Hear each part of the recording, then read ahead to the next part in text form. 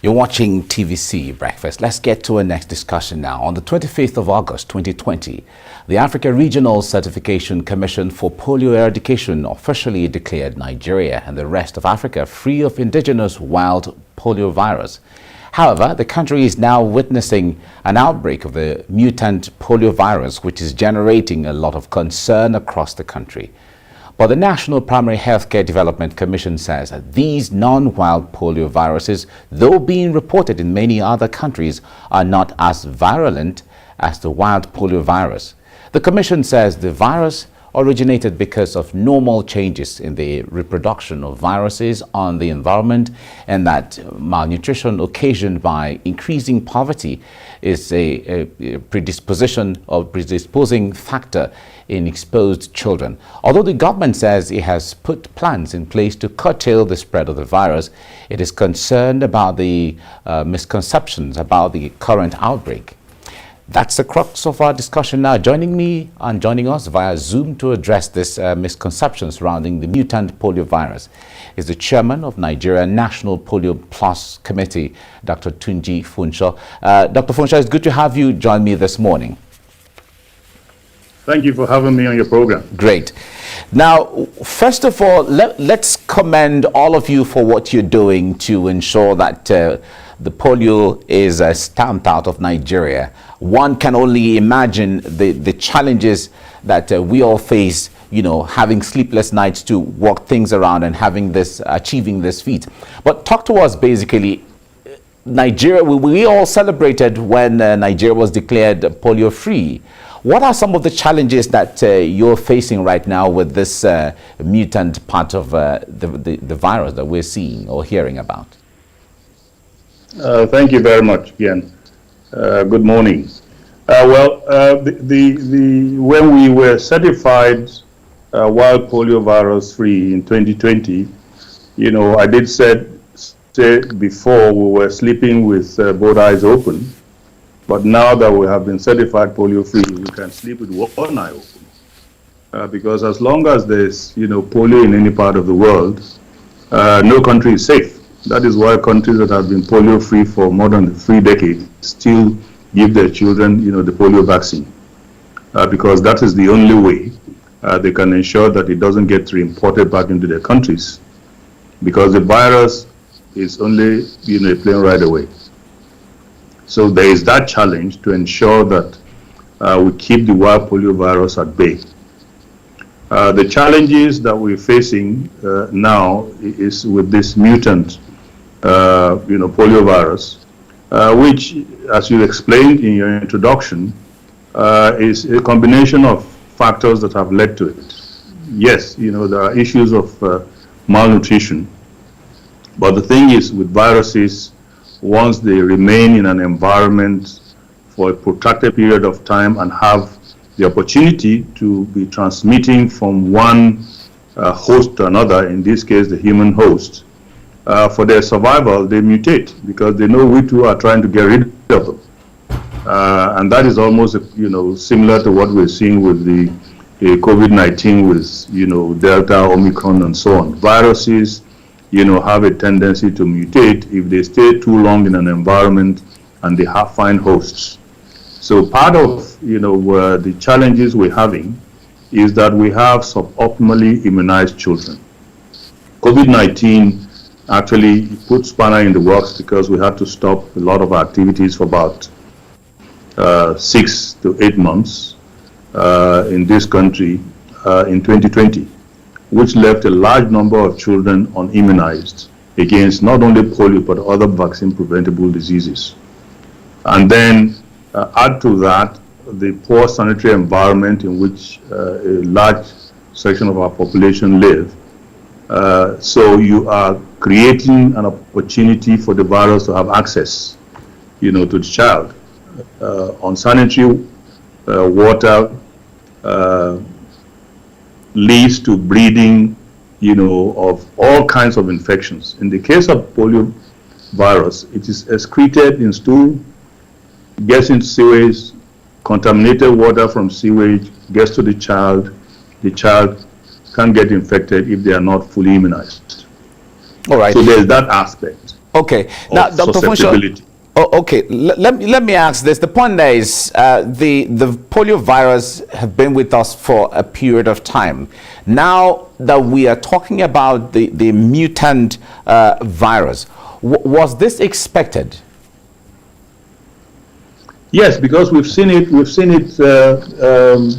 with other diseases in the past. Yes, it was not unexpected that this will happen if the conditions in which most of this population live, are not taken care of. I mean, that is just the way viruses. It was expected, and that is why we made sure that we continue to innovate to make sure that the vaccine that are produced, are getting more and more potent to ensure that they are able to reduce the tendency for these viruses to mutate. But you see, once the conditions, are rife for transmission and for mutation, there's very little you can do other than to put a lid on it. Our eventual hope is that our primary healthcare sector will be strengthened enough to deal with this disease even before it happens, as we are having now with the outbreak of the vaccine mutant, variant polio virus. All right. Because if a child has the opportunity to get its immunization as at when due at primary healthcare centers, then what we are doing now, going house to house, would be totally unnecessary.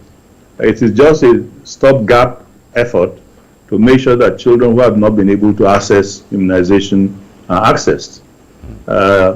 Because our health budget, as you may know, this year, though it has increased by about 150 billion, naira as against last year. But percentage-wise of the budget, it has actually reduced from about 7% last year to 4.5% this year. That's a far cry from the 15% that was agreed, by the AU heads of state in Abuja in 2001.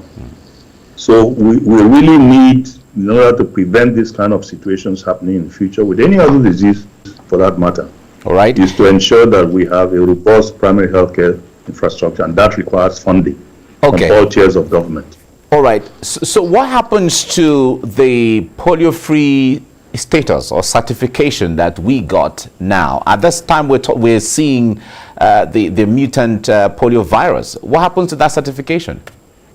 Oh, that certification still holds true. Oh. Because we're certified against the wild polio virus. Now, the wild polio virus is very distinct from the mutant variety.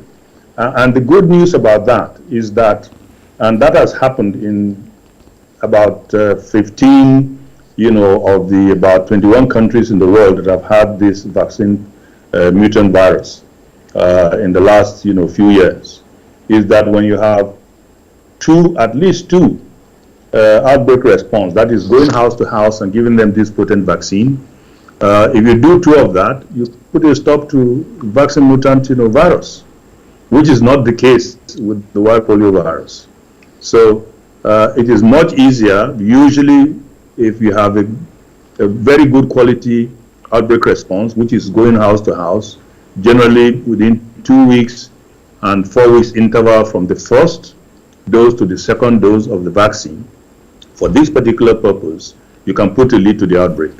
And that has happened in about 15 countries, of the world where we've had this vaccine mutant virus. So the scenario is different. I mean, the wild polio virus, how many years it took us to get there from when we got serious to about 22 years in Nigeria to actually, get certification, having been polio-free since 2016.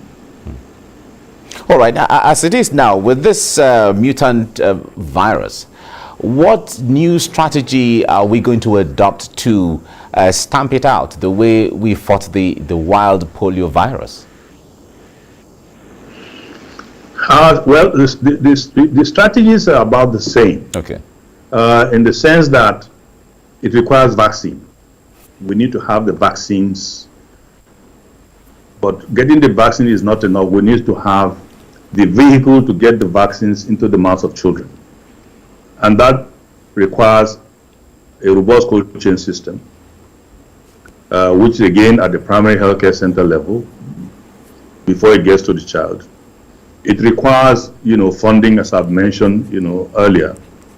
It requires creating awareness, which is one of our strong points in Rotary, because Rotary is virtually in every state in the country and in every local government, to make families aware of the need to continue having their children immunized against the wild polio virus, and also bring their children out when we're having this outbreak response in those environments where we have the vaccine mutant virus. I think those are very essential elements, to succeeding. And again, I cannot stress enough, these things cost money. Like the Yoruba say, the soup that is sweet costs money. For us to really succeed and sustain our success, we require more funding, particularly to primary health care, both at the national level, though I know that is not the primary responsibility of the federal government. Primary health care is responsibility actually of local governments, but the gap needed to be filled by a tier of government. But we need to ensure that we have a robust primary healthcare system that is, well funded and well staffed. All right. Now, how concerned and committed are the technical partners that stood by Nigeria over the years to eradicate wild polio? How committed and concerned are they in this new phase that we're talking about, mutant polio virus? Well, the commitment of our partners has not waned one bit. If anything, we are at the stage where the commitment is even intensified. Our global polio eradication initiative partners, WHO, UNICEF, the CDC, and the Gates Foundation, have continued to commit our main vehicle to ensure that these things get done at WHO and UNICEF, with support, funding, and also in technical support from the Gates Foundation. Rotary supports with funding and also with man hours, in the field to ensure that the vaccine actually gets to the child when it's supposed to get to the child and in the condition it's supposed to get to the child. So the commitment has, has not waned. As a matter of fact, as I said earlier, it really has intensified. And we work hand in hand, the GPI partners, meeting regularly to fine-tune our response to any new challenges that may confront us in the field. All right, share with us how differently or how peculiar when it comes to the challenges of handling this mutant polio virus. How different is it from the wild polio virus? Well, it's not different in any way, except that it is milder. It doesn't cause as much paralysis as the wild polio virus. In other aspects, it's the same. It makes a child sick. And a parent doesn't want to know whether, their children has been paralyzed by the wild polio virus or the vaccine mutant, virus. They just know that their child is paralyzed by a virus. Whether it's polio or not is really not relevant to them. They just need their children to be protected. So in that sense, there's really not much difference. And that is why the remedy is not any different. I mean, it's to protect the virus getting to the child. And if we fail to do that, to ensure that if the virus gets to the child can fight up the virus to make sure it does not succumb, particularly with paralysis, or in the very, very rare cases, death, from the virus itself. All right. So apart from the budgetary commitment and allocation that you mentioned earlier, what other social or technical challenges do you envisage fighting this mutant polio virus? Well, technical challenges, generally we face has to do with making sure that our cold chain system works. Because these vaccines have to be maintained at a certain, temperature, otherwise they become useless. And so we have vaccines, we say vaccines are in stage 1, stage 2, stage 3, stage 4. And the label of the vaccine has an indication as to when you are in any of these different stages. So our staff in the field are trained to recognize these stages so that once it goes beyond stage 1 and 2, they don't use it anymore. A simple instance, of things like this breaking down is in Plateau State just the weekend before when we had an outbreak response.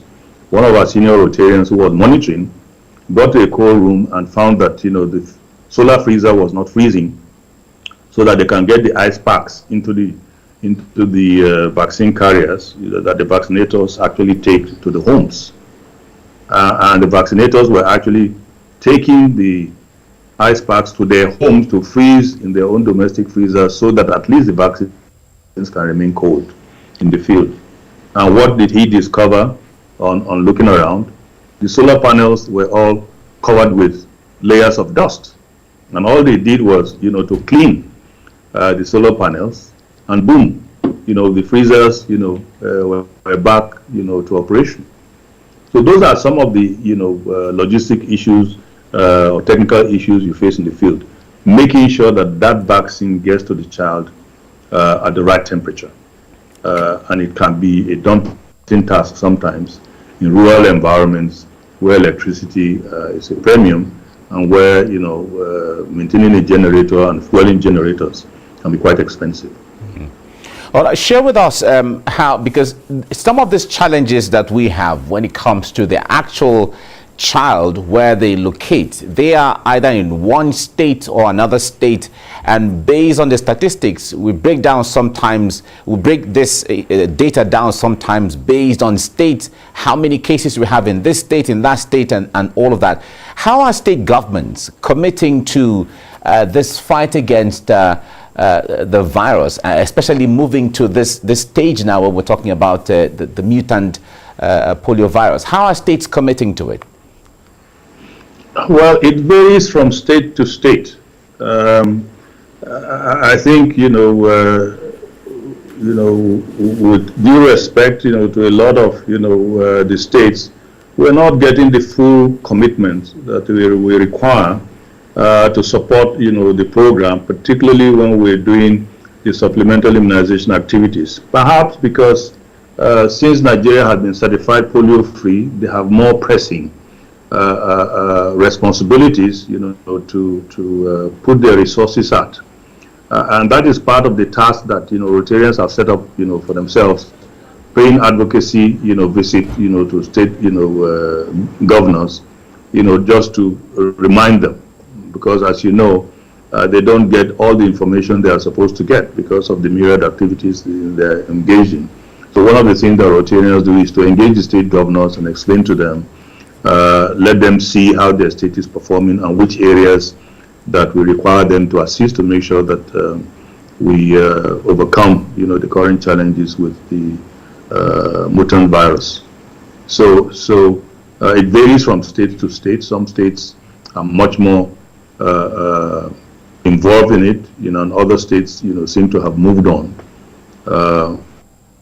because we have been certified, polio-free. But this is just, like I said earlier, a paralysis is a paralysis. A parent doesn't, want to know what kind of virus it is. All right, we cannot overemphasize the idea of publicity and awareness and enlightenment regarding this, because that is where everything starts from in the first place. Now, how much of that do we need, and how much of that is being made a priority right now when it comes to creating awareness for people to know that we still have some few hurdles here and there to cross, although we have crossed the bigger one, but we still have so much work to do? I think we're not doing enough, of creating this awareness. And I want to use this medium to solicit the support of the media because you have the tools. and you have the expertise, to communicate with people in the language they understand. When I say the language they understand, I'm not talking about dialectical, language. I'm talking about the mode of communication. Some people would listen to the traditional leadership. Some would listen to the religious leaders, to local influencers, to friends, and so on. Those are the channels we wish we'll be able to explore and get the media to assist us with.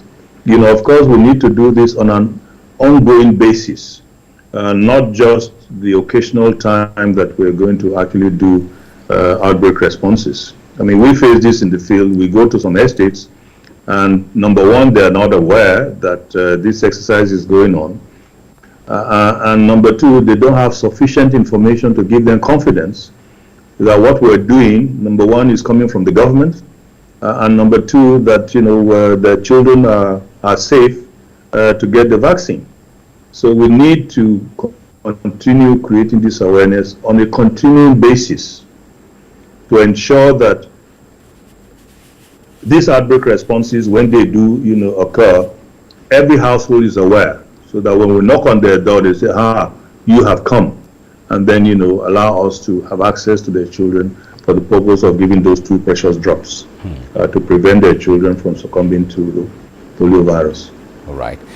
Dr. Tunji Funsho, Chairman of Nigeria National Polio Plus Committee, thank you very much for what you do, and thank you for talking to us on TVC Breakfast this morning. Thank you for having me. Great.